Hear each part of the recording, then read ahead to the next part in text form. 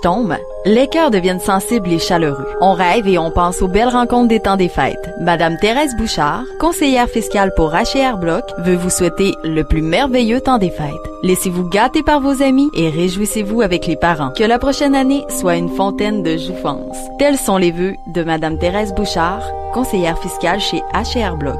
1670 boulevard Wahlberg, en face du restaurant Mike's. 88 276 80 25. À l'occasion du temps des fêtes, nos pensées se tournent avec reconnaissance vers ceux et celles qui font notre succès et tout le personnel et la direction de LCR Vêtements Chaussures souhaitent de très joyeuses fêtes à la population ainsi qu'à sa clientèle. Merci de votre support pour l'année qui se termine. LCR Chaussures et Vêtements, au 1463 boulevard Wahlberg, Dolbeau-Mistassini, au numéro de téléphone 88 276 95 95 ou variétélcr.ca.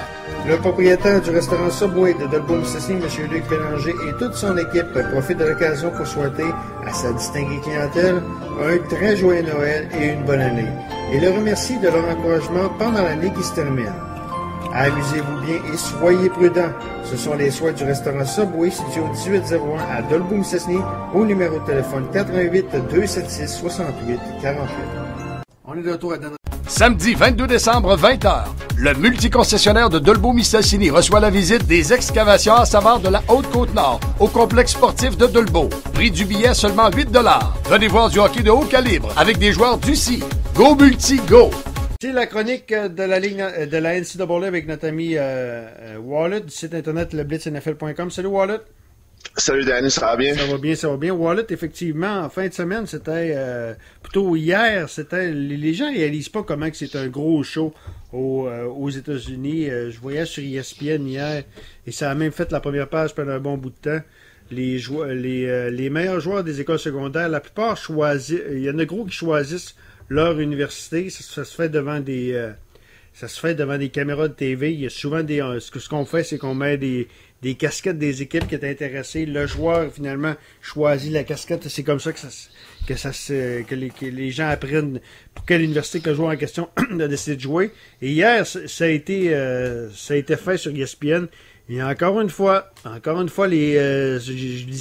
voyais sur ESPN ceux et celles qui ont gagné selon les experts, c'est encore une fois Alabama. C'est pas surprenant, hein? Non, c'est pas surprenant. Puis pour revenir là, sur le fait que tu disais que c'était tout un spectacle, je pense que on le voit de plus en plus dans le sport en général, là, que ce soit le repêchage de la NFL. Avant, c'était dans une petite salle, dans un hôtel. Après ça, on a déménagé ça à New York pour faire tout un show. Puis là, à cette heure, on se promène partout dans la NFL, puis ça devient tout un événement. Ben, le college football fait un peu la même affaire. Là, en allant chercher des joueurs au niveau secondaire, là, on fait tout un show. Puis, pour votre information, c'est divisé en 3 jours. Hier, c'était la première journée, puis c'est souvent cette journée-là qui va déterminer qu'est-ce que le reste de la classe va avoir de l'air.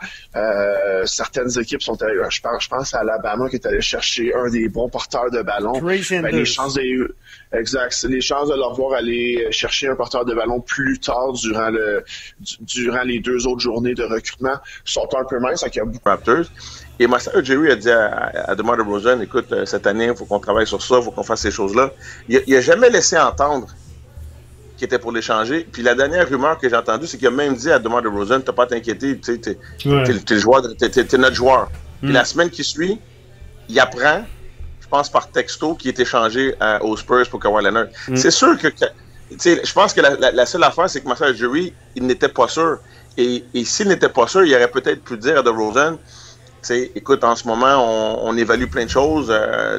On espère que tout va aller de l'avant, mais je te promets rien ou tu fais juste de dire bonjour et tu dis pas un mot. Là. Mais tu peux pas dire à quelqu'un tout est beau, puis la semaine d'après, tu l'échanges. Et c'est là qu'est arrivée la situation négative.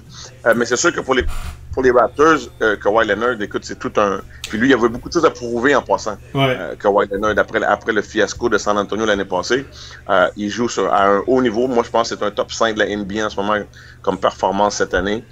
Potentiellement joueur de l'année avec les Raptors. Les Raptors sont la meilleure fiche de la NBA. Fait que quand t'es le meilleur joueur de l'équipe qui a la meilleure fiche, t'es pas mal dans les tops.